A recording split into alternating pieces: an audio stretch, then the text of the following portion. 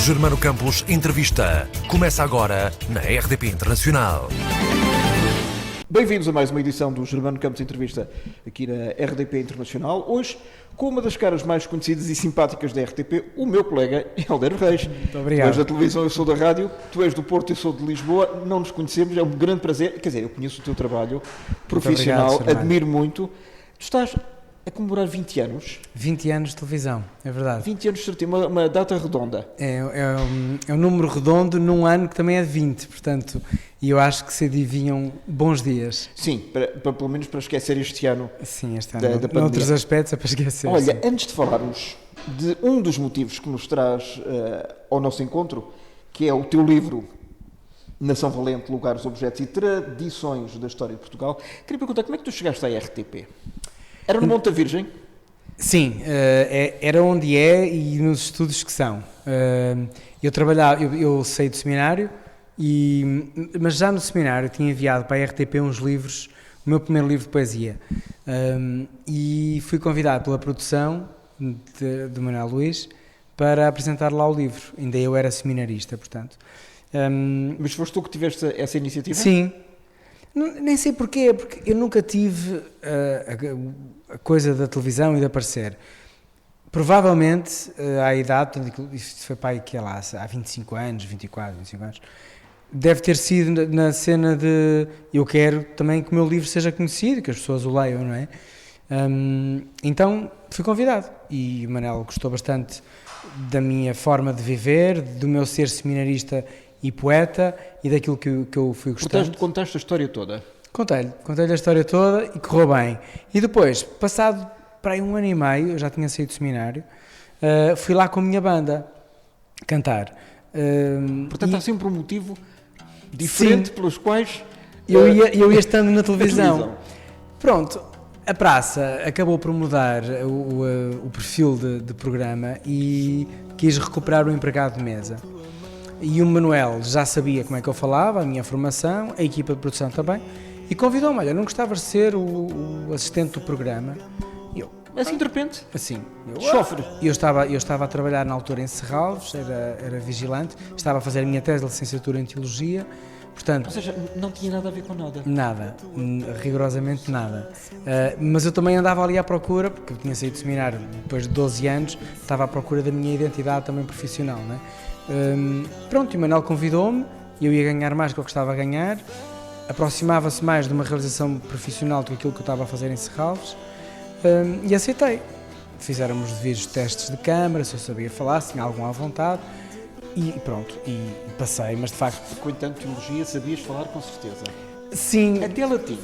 latim e grego e hebraico e aramaico, estudei tudo isso. Não seria por isso, não seria por falta de línguas. Mas aquela questão, acho que o à vontade televisivo e saber o que é câmara e estar ali, acho que era importante também. E foram 2 anos como assistente de programas que me deram humildade e uma forma de fazer televisão serena, sem grandes deslumbres nem atropelos. Foram 2 anos muito importantes. Mas atrás ou à frente das câmaras? Eu era o assistente do programa, o meu papel era o quê? Fazia a praça, o cenário era uma praça mesmo, de café, e eu então dava o café e a água às pessoas e fazia a relação, porque na altura não havia auriculares, e eu era a relação entre a regi e o apresentador. Às vezes era preciso, o Helder, leva o nome do convidado, não sei o quê. O Helder diz ao Manel que o convidado... E eu fazia um bocadinho essa ligação também. Era só o Manuel Luís Gosta nessa altura? Era o Manel Luís e era a Sónia Araújo, que tinha o papel de co-apresentadora. Já nessa altura? Já nessa altura. Apresentava os musicais e pronto.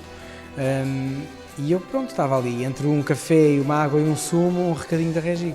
Era o meu papel. Com um avental, lá estava eu. Quando é que deste o passo seguinte? Depois, o Manel saiu da RTP e Foi para a TVI? foi para a TVI. Então ficámos todos um bocado abalados, será que a praça vai continuar, não vai continuar? E eu, pronto, continuei sereno na minha vida porque, quer dizer, o que fará de ser, não é? A Sónia Araújo, já como co-apresentadora, fazia reportagens do exterior. E então a produção perguntou-me se eu não gostaria de tentar. Então aí fiz um outro tipo de exercício para a câmara, para ver-me à vontade na dinâmica de conversa. Mas eu, como já tinha 2 anos de observação do Sr. Manuel Luís trabalhar, saquei-lhe É assim que tudo. tu o tratas? Não, trato-me Manel é tipo, é o meu ombro, mas estive a vê-lo a trabalhar exaustivamente e a preparar-se, o que é uma entrevista, como se faz, e estava bastante à vontade e seguro, se bem que eu preparo sempre, ainda hoje, cada entrevista como se fosse a primeira. Então lá me preparei para o ensaio correu muito bem e comecei a fazer um estoril por semana. Diretos, sim. Depois comecei a fazer 2, enquanto também era empregado de mesa. A dada altura decidiram ir bem, não faz sentido, se és o repórter de exteriores, estás aqui como assistente de programas, portanto passas sempre para a rua. E pronto, e depois acabei também por apresentar o programa, sempre que o Jorge Gabriel não estava, assumia eu o papel, eu e a Sónia Araújo, e fui-me fazendo. E depois, a meio do meu percurso destes 20 anos, fiz formação em jornalismo, porque precisava mesmo da comunicação social. Até porque a Praça é também um programa muito informativo. É. Preciso estudar as matérias. Sim, os programas da RTP têm muito esta componente informativa, sempre.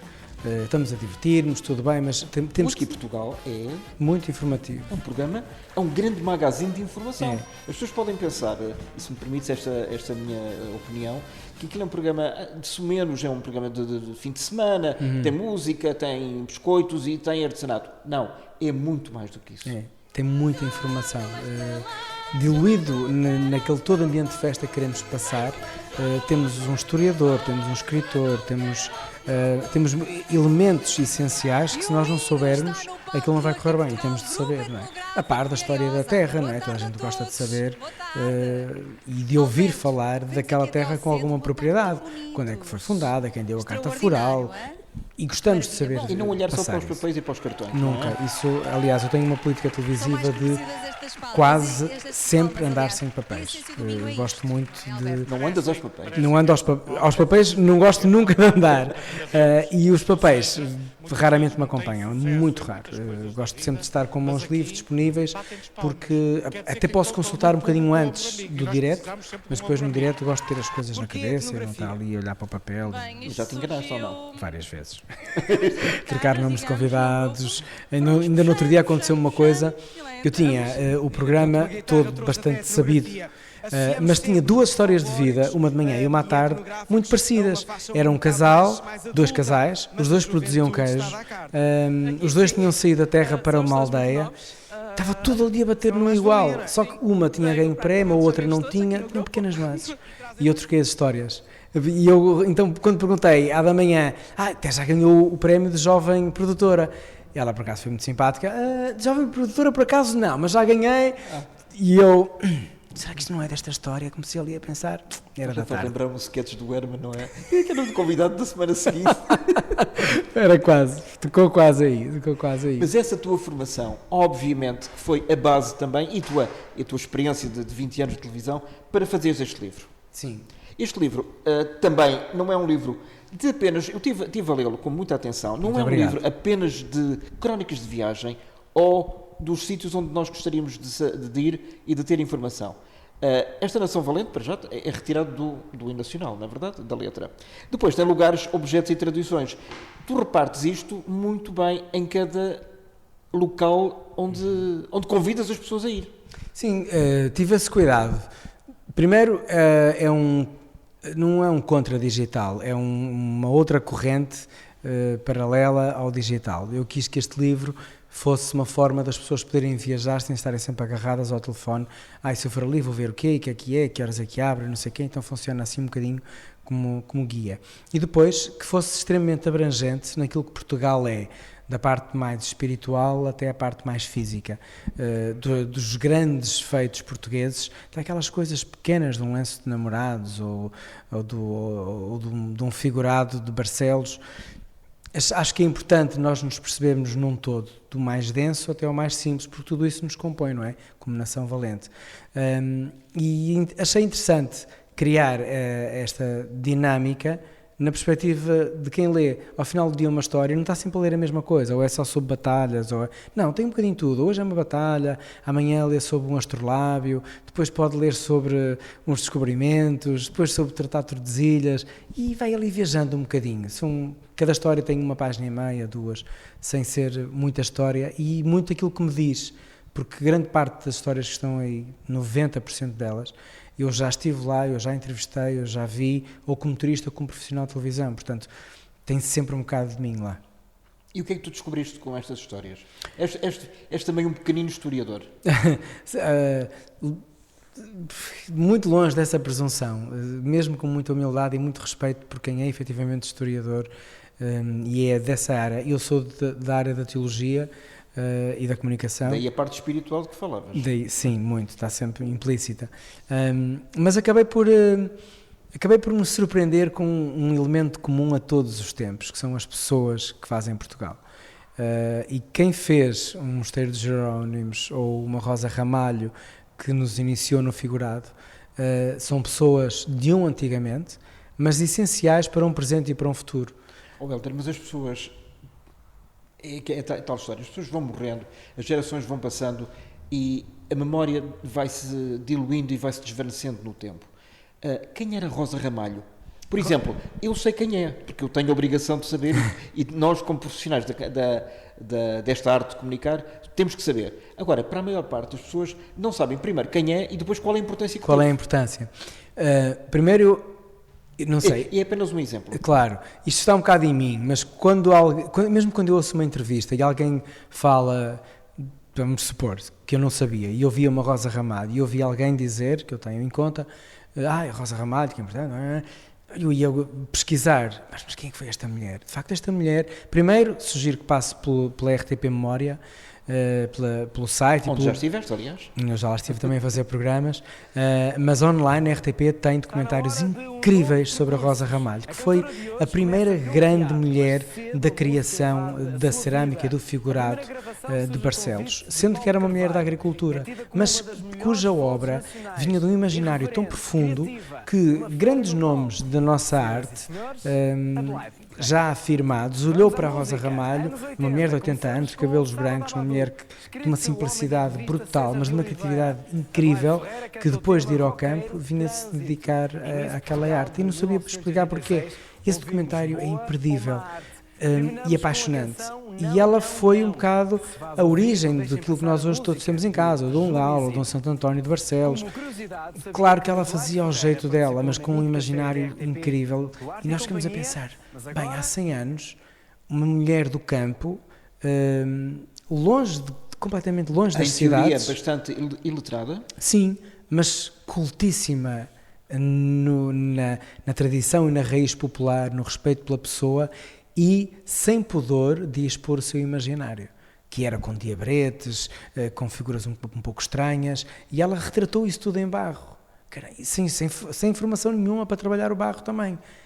Incrível. Quer dizer, ou se tem ou se não tem talento. Eu acho que aquilo, espírito, aquela coisa de espírito de artista, e isso vale a pena conhecer. E o que é que tem nestes 20 anos e nas milhares de reportagens e de programas que fizeste, alguma coisa que não conhecias de todo e que ficaste absolutamente fascinado e enamorado, apaixonado por ela? Há várias que eu me vou apaixonando. Eu lembro-me assim de repente, estive a trabalhar na Madeira várias vezes e eles tentam reavivar uma tradição de transporte de vinho em estômagos de porcos, em que o transportador vinha do alto da serra até cá abaixo, e os homens vinham carregados de vinho, onde em tempos idos não havia outra forma de o transportar, senão no estômago do porco, devidamente lavado e cozido. Então vinham aqueles homens, e eu fiz um trabalho sobre essa tradição, e fiquei, isto é impressionante, o engenho que a necessidade cria. Por exemplo, eu estava longe de imaginar esta tradição a ser necessária, mas era porque cá em baixo não havia vinho, as vinhas eram produzidas lá em cima, então era esta a forma de os transportar. Eles eram os rabelos ali da Madeira. E como estes detalhes, muitos outros eu me vou deparando e vou encontrando. Que bonito, coisa bonita. Isto, de facto, mostra a importância, e aqui puxamos a brasa à nossa sardinha, a importância da RTP. Fala-se muito, por exemplo, nos programas da manhã, da SIC, com a Cristina, ou sem a Cristina, da TVI, com o Manuel Luís, e antes também formando a dupla com a Cristina Ferreira, e depois fala-se da RTP. A RTP tem, no entanto, na minha opinião, sido muito igual a ela própria, ou seja, mantém mesmo o nível, e aqui um nível bom, de cultura, não entrando no facilitismo, não entrando na crónica criminal, só para dizer que lá tem alguém que ainda por cima entrevistou e depois é preso 3 horas depois. O que é a RTP e a Praça da Alegria, que ainda por cima já mudou de nome, já deixou de ser a da Alegria, era a Praça e agora é a Praça da Alegria novamente, o que é que ela tem que ainda mantém fiel o seu público? Tem essa identidade, tem essa responsabilidade de Portugalidade. Embora tenha que lutar pelas audiências. Sim, lá está, é uma luta difícil, não é? Mas aliciante, porque a nossa linha editorial é sempre que temos reuniões sobre o programa que vamos fazer, é sempre Portugal. E um Portugal transversal, e um Portugal do qual nos devamos orgulhar, sem pudores, sem vergonhas, da tradição à inovação. E isto é um bocado o que vai pautando a linha de condução de um programa, com a modernidade. De que forma que nós podemos reinventar a história e aproximá-la dos espectadores e dos jovens do século XXI? Tentamos sempre isso, mas sempre pautando por mostrar, informar, enculturar um bocadinho, não é? Dar ali. E isso é muito aliciante para nós, apresentadores, e também para quem faz produção. Estamos ali a dar uma semente às pessoas e depois o resto, quem nos vê, faz o resto do trabalho. Mas a praça sempre foi isto. Quais são as principais críticas e elogios que fazem ao teu trabalho? Dentro da Praça da Alegria, neste caso. Olha, as pessoas gostam muito do facto de eu estar em todo lado. Eu disse logo no início desta emissão que tu eras das personagens, e personagem aqui no belíssimo sentido, uma personagem simpática. Obrigado. Tu emanas amor, acho eu, por aqueles que te veem. Eu tenho muito respeito mesmo. És o Fernando Mendes das manhãs, que é um bocadinho mais magro, claro. Obrigado. Um abraço, Fernando. As pessoas ficam muito contentes que eu esteja lá, porque eu estar lá significa que a terra vai ser falada e eu tento levar boa disposição e tento levar disponibilidade para ouvir as pessoas da terra. É uma preocupação grande que eu tenho e depois é uma crítica que eu recebo. Que bom que veio até cá, que bom que falou da minha terra, da minha tradição, e gostam que eu saiba da terra deles. Fazes o trabalho de casa. Sim, e isso é uma responsabilidade que os repórteres devem ter e que eu nem sempre vejo terem, mas isso cada um sabe da sua vida, mas deve ser a premissa de um repórter, que é, eu vou lá, eu vou reportar o que vou ver, mas eu tenho de saber aquela história. Eu não vou contar pela pessoa. A pessoa é quem vai contar, mas para a pessoa contar bem a história, eu tenho de a saber.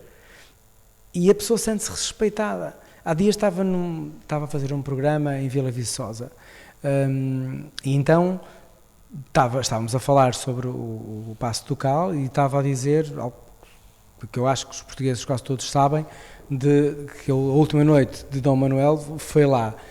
E eu estava a dizer isto de uma forma informal, na conversa, e a minha convidada, a diretora, ai que bom que estudou. E eu, faz parte de saber, não é? Não é para eu dizer. E ela a partir daí contou uma história giríssima que envolvia. E isto é a minha responsabilidade. Tu dás confiança às pessoas para elas depois se abrirem. Sim, eu dou o sol e a nós. E o resto, a árvore é consigo. E o imprevisto do direto? Isso faz parte. O imprevisto, o convidado ficar nervoso, o convidado bloquear, o convidado ir para uma linha completamente diferente da nossa conversa. Tive uma conversa giríssima. Tipo fugir às questões, porque nem as ouve, às vezes não é por mal, mas está tão nervoso. Está nervoso, não é? Sim, que nem ouve as questões. Eu já tive que dizer a alguns convidados, o senhor não me está a ouvir, não, mas eu vou repetir.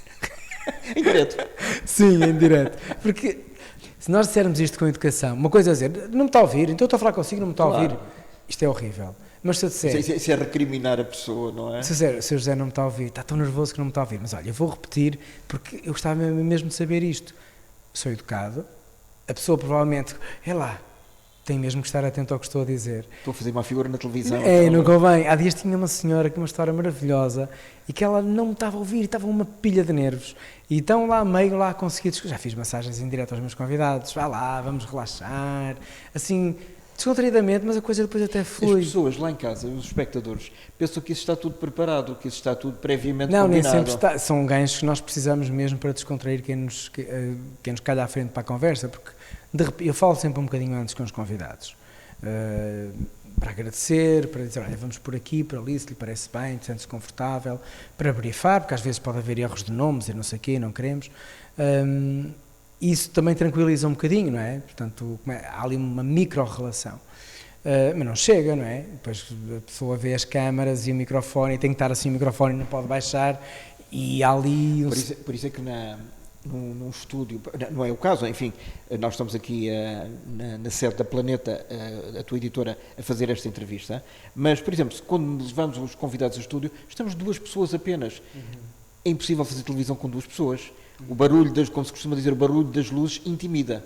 Intimida bastante, por isso é que eu sou um apaixonado pela reportagem e pelos géneros da reportagem, e acho que a televisão tem ainda um caminho um bocadinho longo para perceber a importância da reportagem no contexto televisivo. Lá chegaremos, até porque a história da televisão diz-nos que o primeiro modelo que passou lá para casa foi um modelo de reportagem, foi no exterior. Os cenários eram ali uma coisa de passagem, o exterior é que reinava. E a verdade, o exterior é o reino da televisão, porque eu entrevistar a Dona Amélia em frente ao Castelo de Guimarães é uma coisa que nunca na vida acontecerá num estúdio. Nunca. Nem a propriedade daquela senhora que é dali e que nasceu ao lado do castelo, no estúdio nunca te vai contar com a mesma emoção, com a mesma vibração, com o mesmo sentido de pés na terra. Não, por isso é que o professor José Hermano Saraiva também não fazia os programas de história em estúdio. Ele dizia, era aqui. Foi aqui, é completamente foi aqui mesmo. diferente. E as pessoas sentem-se na casa delas verdadeiramente e contam a história de uma forma completamente diferente. Essa tua formação e essa tua forma bondosa de falar e simpática tem muito a ver com a tua formação em teologia, obviamente, porque vocês também aprendem a ser isso. Porquê é que saíste do seminário? O que é que te aconteceu? Não era o meu caminho. Não era o meu caminho. Ao fim de quantos anos é que percebeste? 12 anos. 12 anos. Falhei. Entraste no seminário com? Com 12 também. Com 12. E saíste com 24. Sim, com 24. Eu falhei no timing, eu devia ter saído mais cedo. Só que o que é que acontece?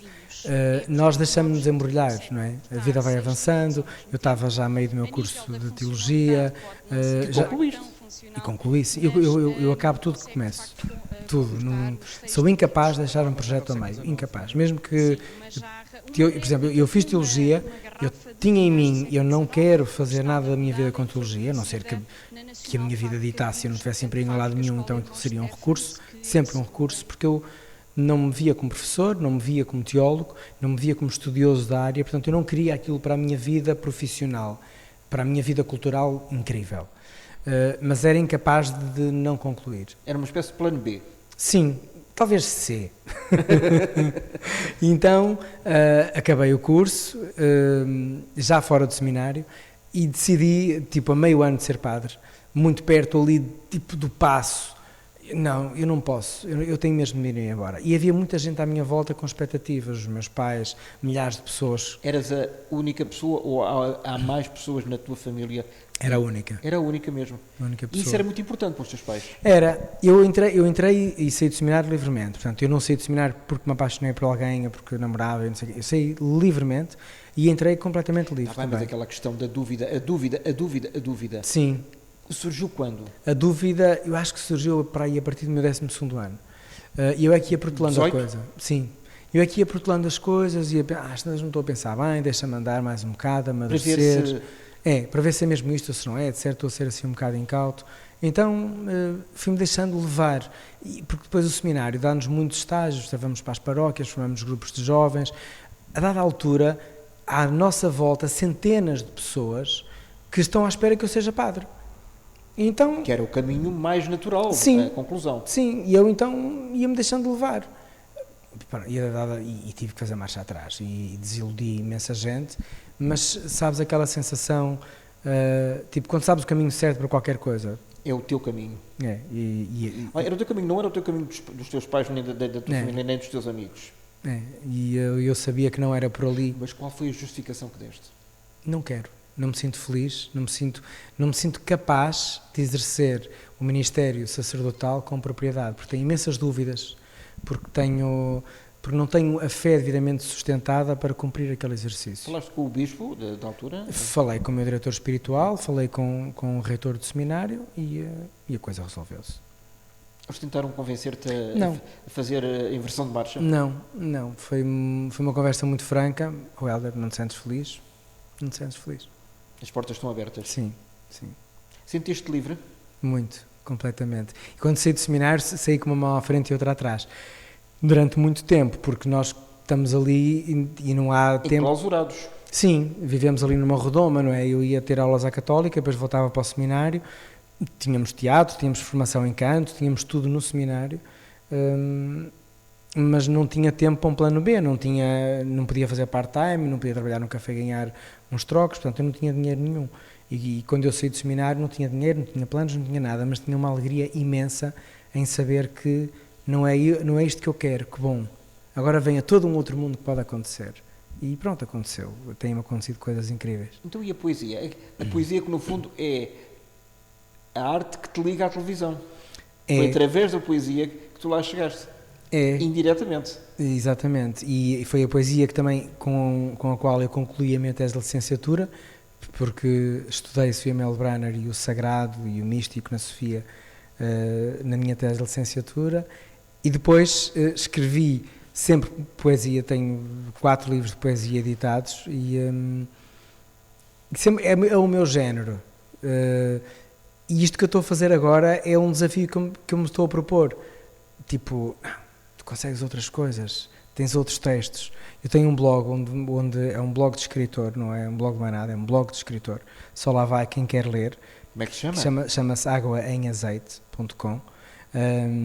E eu não critico nada. A partir de agora vai toda a gente ver. Espero que sim. Aguaemazeite.com. Aguaemazeite.com. Eu vou divulgando muito no meu Instagram e Facebook, publico mais ou menos 2 textos por mês, alguns deles só poesia, e são reflexões da vida, tipo, eu não vou falar mal de ninguém, não vou criticar um programa, não vou criticar uma pessoa, não, é o meu estado de espírito, e é uma narrativa diferente de prosa, e eu aqui então dei-lhe um outro conteúdo de história, porque a verdade é que eu gosto muito de escrever, mas eu demorei 8 livros, entre os contos infantis que também escrevi para miúdos que adoro, mas demorei 8 livros até perder o pudor em dizer eu sou escritor, porque é um ofício muito grande. Mas tu não és escritor o tempo inteiro.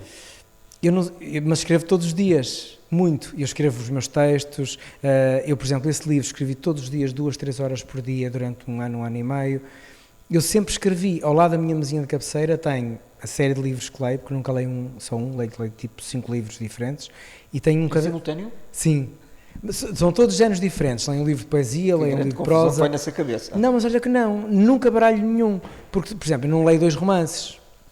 Leio um romance. Leio um livro de poesia. Depois deixas a meio? Sim, depois pego às vezes, tipo, vou para a cama, meu ritual.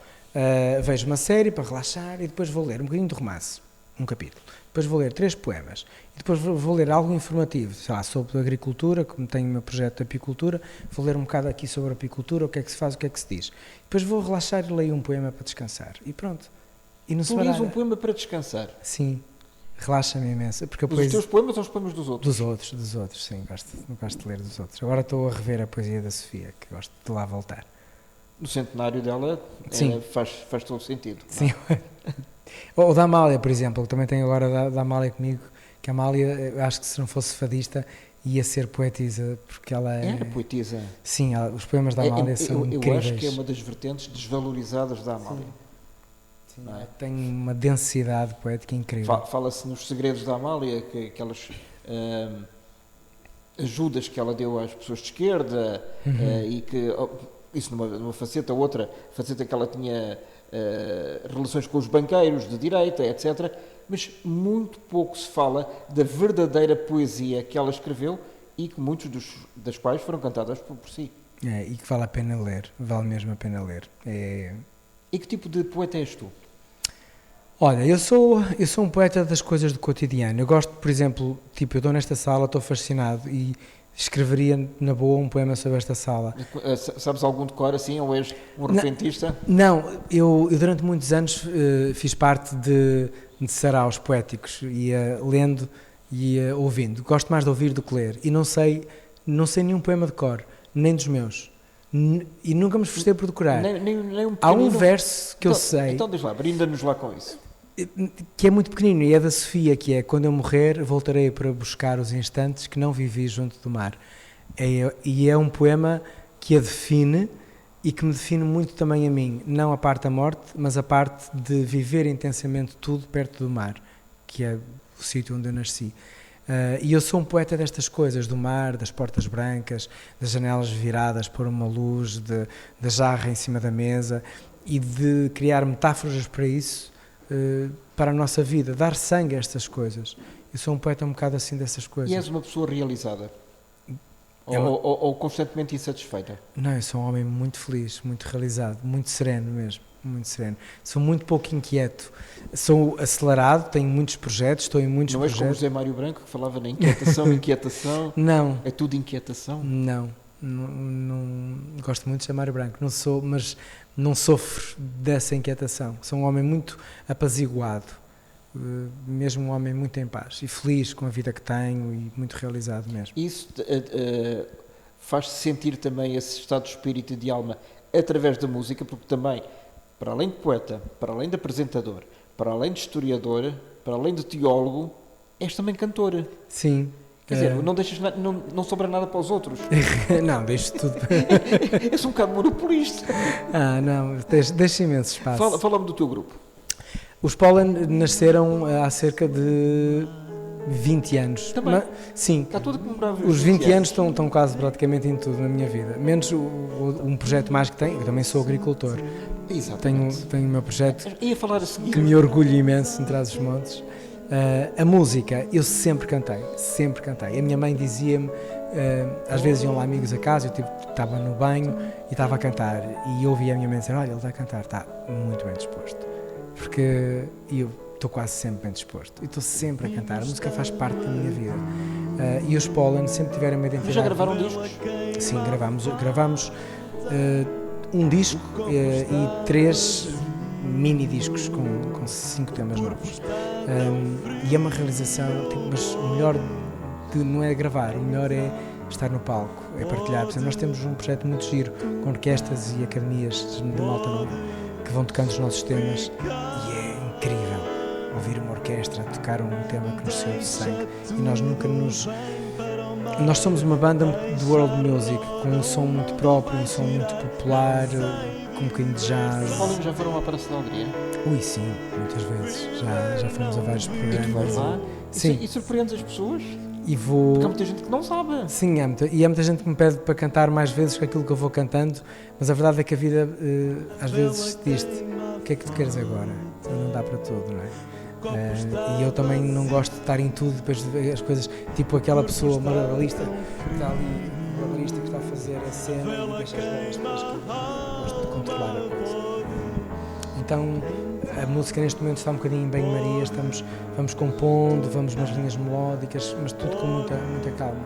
Mas acontece muitas vezes, tipo, conseguimos ter os concertos que queremos, conseguimos compor os temas que queremos, sempre em português, e sempre a celebrar um Portugal de coisas também divertidas, e eu faço as letras e eu gosto que as letras sejam assim, tipo, coisas, sim, e coisas que tu até tropeças nelas e te apercebes, de gente a correr, de gente que molhou o casaco e não estava à espera porque afinal está a chover e estava só As pessoas antes. percebem as letras e identificam-se com elas. Sim, há ali uma afinidade Já que grande. foste cantar à concorrência? Na concorrência não, na concorrência por acaso não. Então, TVI, CMTV, sim, o que é que estão à espera? Não é por falta de oportunidade, é É de porque outros canais, claro. não fui porque efetivamente tenho ido lá com outros projetos, e como o nosso projeto não é muito de televisão, é mais de auditórios e de... Estamos noutro segmento. Mas hoje em dia, como sabes, há a ditadura, entre aspas, a ditadura da imagem, e que quase quem não aparece não é. Não é, sim, nós sabemos Tens disso. essa ideia. Sim, temos essa noção do risco e da consequência. A imagem é muito importante para ti? Eu sou como homem, sou um homem cuidado comigo. Gosto de fazer desporto, gosto de pensar na roupa que visto, tenho 45 anos, gosto de cuidar de mim, e a imagem que nós passamos em televisão é importante. e eu dou-te um exemplo, se eu estou com a minha barba maior, as pessoas criticam-me, ou se eu estou com o cabelo, não estou com o cabelo bem arranjado, as pessoas não gostam, costuma estar tão bem, não? Mesmo até às vezes na rua, vem ter comigo, então tem na televisão, está tão arranjadinho aqui. Bem, essa é a imagem que as pessoas têm de ti. Sim, tem a imagem sempre... Mas não é o Betinho. Não, até porque eu fora da televisão sou extremamente relaxado. Quando não estou a trabalhar, uso t-shirts muito largas e calças largas e ando de chinelos e gosto muito de andar calções e como faço muito desporto, muitas vezes ando desportivo porque vou ao ginásio ou vou nadar e eu também sou isso, não é? Só que depois em trabalho acho que há uma outra farda que tenho de vestir, não é? E os programas que faço coadunam-se com isso. Provavelmente se eu estivesse a fazer um programa de viajar em autocaravana estava muito mais tranquilo. Por que não? Já propuseste isso ao diretor José Fragoso? Vou ter que falar com o José Fragoso, porque eu assim andava mais de chinelos. Tu gostavas de fazer algo mais para além da praça e do Aqui Portugal? Gostava muito. Tens capacidade para isso? Tens cultura e tens imagem e tens experiência? Sim, e acho que estou na fase em que para que isso aconteça, e a RTP sabe disso. Para 2021... Provavelmente vão acontecer coisas. Vão. Eu acho que sim. Porque... Habitualmente vocês nunca dizem, sim, há qualquer coisa Sabes no ar. porquê? Porque não depende só de nós, Eu não é? sei, E então estar a dizer se seremos incautos e... Lá está aquilo a tirar barra à parede para ver se pega. pega. Para ver se pega. E, não é todo o meu propósito. Mas, por exemplo, eu gostava muito de ter um programa de etnografia, mas de século XXI. As histórias, os rostos jovens, os olhos bonitos. Isso é mais para a RTP2. Não sei. Teresa Paixão. Não sei. Eu acho que há um lado muito próximo e muito divertido da etnografia também, que provavelmente... Claro, esses programas também não podem ser chatos. Têm que ser feitos à maneira dos tempos atuais. Sim, para serem vistos e para serem divertidos e para serem próximos e informativos. E eu gostava, por exemplo, de ter um programa da voz. Gostava de dar voz aos nossos avós e falar com eles e contar as histórias e as terras e os sítios que eles conhecem como ninguém e de onde eles nunca saíram, nem precisaram de sair para que daquela aldeia vissem um mundo. E gostava, por exemplo, de ter um programa de conversas com eles. E gostava de ter um programa de conhecer Portugal a pé, por exemplo. Há imensas ideias de coisas e de histórias e de pessoas que eu gostava de contar noutro registro, fora Aqui Portugal e fora a praça, se bem que são dois programas que me realizam imenso. E são completamente diferentes. Claro. Não tem nada a ver. Já alguma vez foste convidado para ir trabalhar para outro canal? Não, nunca fui. Isso quer dizer o quê? Que não te veem ou que acham que a RTP te paga demasiado bem e eles não têm poder não podem cobrir? Eu acho que tem um bocado a ver com sentirem as pessoas realizadas. Olha, eu acho que ele está bem ali e também... Podiam perguntar, olha, estás bem aí? Já aconteceu, já me perguntaram, tu estás na RTP, mas estás no Porto. Às vezes estar no Porto, para os independentes, uma SIC ou uma TVI, pode ser um problema e provavelmente isso foi um dos motivos para haver menos convites ou menos abordagens nesse sentido. Não sou mais feliz nem menos por eles não terem acontecido, porque também faz parte da estratégia do canal, tipo a TVI e a SIC podem não precisar de um tipo como eu, ou então podem vir a precisar a curto prazo e estão ali a reformular as coisas. Mas estarias disponível ou achas que és como o Fernando Mendes, uma peça da mobília? Não, da RTP? Eu penso sempre no agora, e eu agora sou a RTP, orgulhosamente mesmo, e é isso que me importa. Vestes mesmo a camisola? Visto muito a camisola da RTP, tenho imenso orgulho no Serviço Público de Televisão, no que fazemos e no que havemos de fazer, e neste momento é isto que me importa. Portanto, o futuro, depois quando ele acontecer, acontece. E depois temos os diretores, que cada diretor tem a sua cabeça. Quando a praça deixou durante um período de ser da alegria e passou a ser só praça, vocês perderam um bocadinho a identidade ou não?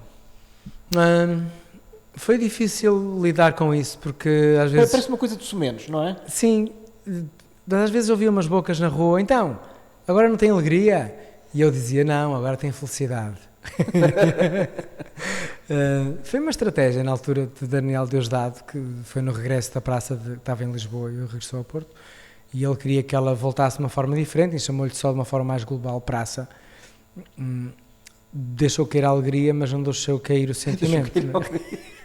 Mas nós continuámos bastante felizes com ela, portanto é difícil um programa matinal perder a alegria, a boa disposição, quer dizer, estão ali, é tipo café da manhã com torrada.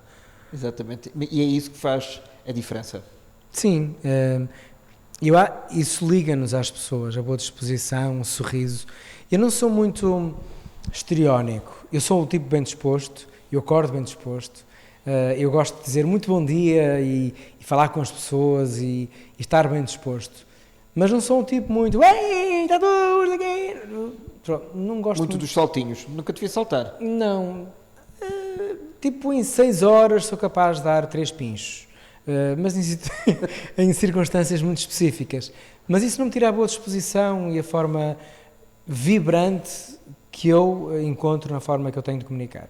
Mas não sou assim, tipo, não estou sempre a rir, às gargalhadas e só porque sim. Não, estou bem disposto. Não faz aquela cara muito séria e muito circunspecta quando estamos a falar de casos mais sensíveis? Também não, faço uma cara serena. Talvez a cara mais séria que tive de fazer e triste foi a meio de um Aqui Portugal, em que eu tive de anunciar a morte do Dr. Mário Soares, em que nós estávamos, foi muito complicado, porque estávamos num programa super festivo ali em Oliveira das Meias, uma viagem medieval. E de repente cai a notícia. E de repente cai a notícia aqui e eu tinha que Aqui no imediatamente passar para ali. E a minha colega não estava a ouvir, portanto estávamos em frequências diferentes. Era com a Catarina Camacho. Então, eu tive Catarina, e depois as minhas colegas sabem que eu sou um bocado brincalhão, gosto de brigar partidas e não sei o quê. E então eu disse, Catarina, temos aqui uma mensagem que tenho que partilhar lá para casa, e a Catarina, lá estás tu outra vez, é mesmo.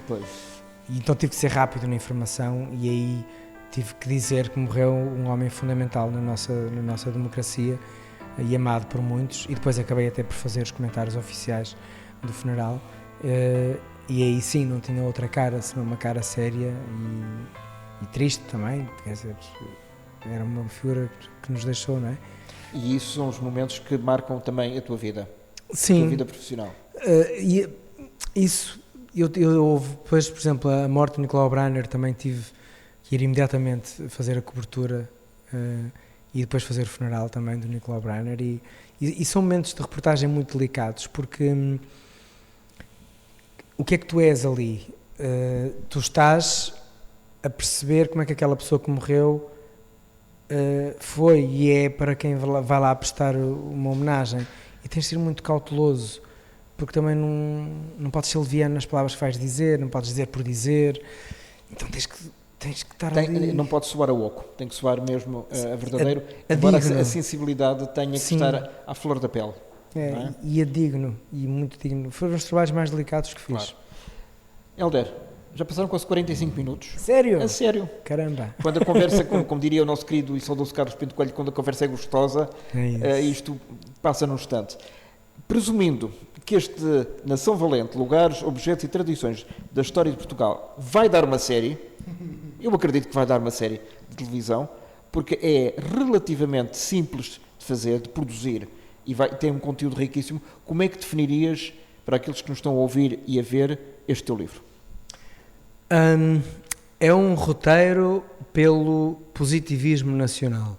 Ele chama-se Nação Valente porque todas as histórias que estão aí são histórias que nos enaltecem, mesmo algumas difíceis de engolir, que fazem parte da nossa história, mas que nós demos um twist e transformámos-nos num outro país. E então é Nação Valente porque são tudo coisas que nos enchem de orgulho, ou porque inventámos, ou porque fomos os primeiros que chegámos, ou porque conquistámos, ou porque achámos, ou porque reinventámos. Então é uma viagem positiva pelas entranhas do nosso Portugal. E sobretudo nestes tempos de pandemia precisamos mesmo de valentia. Até rimou. Precisamos muito. Precisamos sempre de acreditar, muito. Bom regresso ao Porto. Eu não sei se tu és daqueles que odeiam Lisboa e estão sempre à espera do comboio. Quem diz que a melhor coisa que Lisboa tem é o comboio para o Porto. Temos ou uma autoestrada. capital maravilhosa. Aliás, eu vim para ficar um dia e fiquei 2 para aproveitar. Eu sou apaixonado por nossa cidade.